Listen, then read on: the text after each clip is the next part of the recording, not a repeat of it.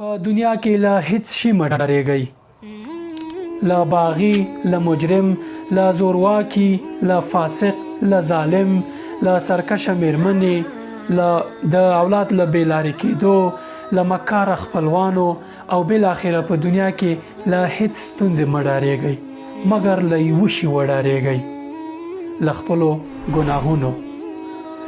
ځکه هر شی چې تاسې ترې ډار لرئ د الله تعالی په واک کې دي. هر څه الله تعالی چاپیره کړي دي. د الله تعالی له اجازې پرته هیڅ انسان، هیڅ شی او هیڅ مخلوق حرکت نشي کولی مګر دا چې د الله تعالی په خوښه وي. ځکه همدغه ګناهونه دي چې په تاسې باندې ستونزې او کړاوونه نازلوي.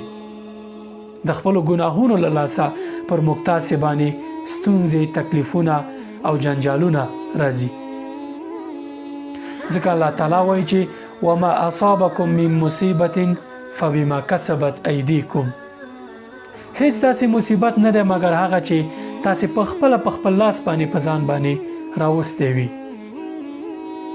له هیڅ شي مه ډارېږئ مګر له خپلو ګناهونو. که تاسې ګناهونه ونه کړئ الله تعالی به په تاسې باندې خپل رحم وکړي.